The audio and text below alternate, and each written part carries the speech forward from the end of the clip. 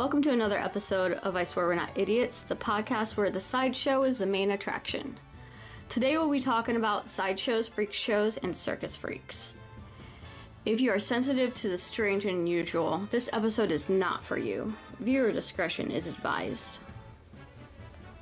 Freak shows, sideshows are a common occurrence with circuses.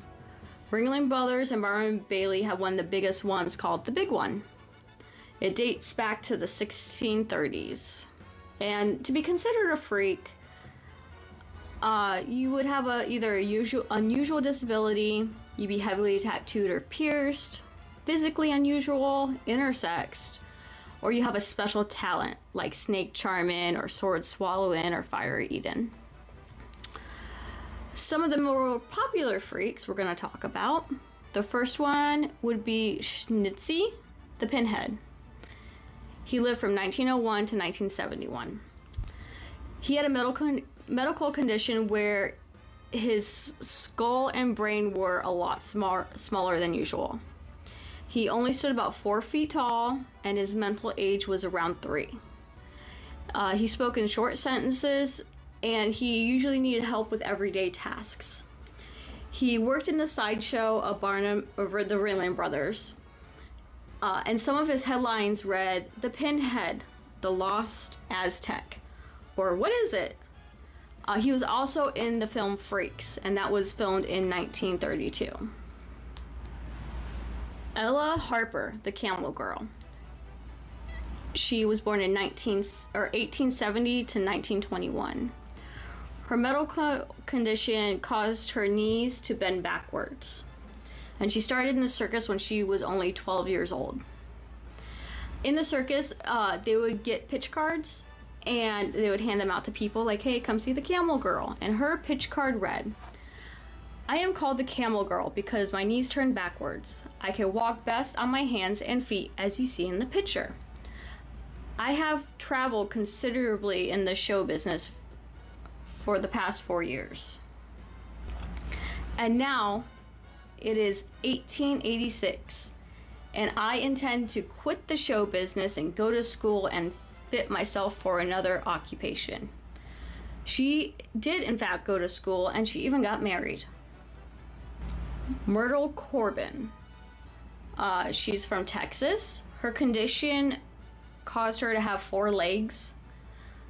She had 2 pelvises side by side. She had 2 normal legs and 2 smaller legs dangling in the middle. She could move her smaller legs, but they were too weak for walking. She also joined the circus at a young age at 13.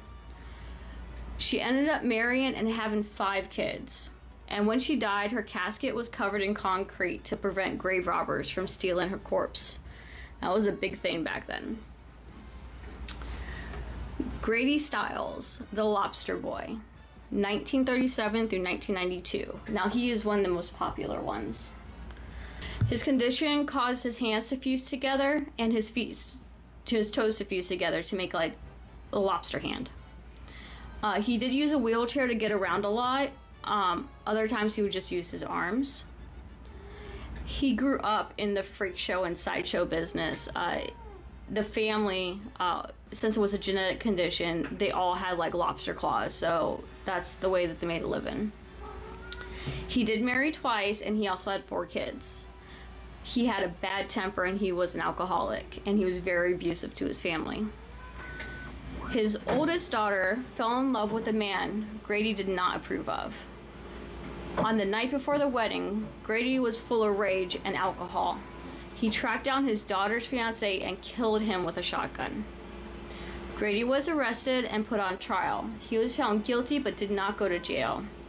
No jail could handle his disability, and to send him there, it would be cruel and unusual punishment.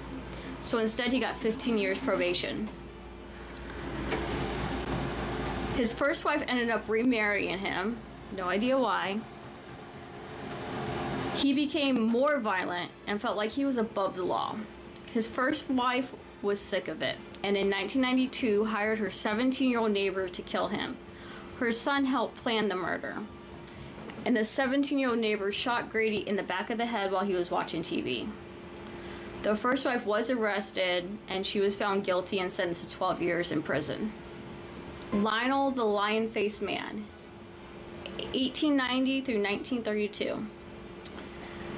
His condition caused him to grow hair all over his body, and was also called the werewolf syndrome. His mother blames his condition on the fact that his father got mauled by a lion when he was an infant. His mother did say he was an abomination and gave him up for adoption. He did perform with the Ringling Brothers Circus too. The Tattooed Venus, 1909 to 1983. Her name was Betty Broadbent. She was heavily tattooed. She was a tattoo artist and the first person inducted into the Tattoo Hall of Fame. She had over 565 tattoos, and she did work for the Ringling Brothers as part of the sideshow. There are so many more interested circus freaks that I'd like to talk about, but that's probably going to have to be in a part 2. I hope you enjoyed learning about freak shows and the freaks who entertained us.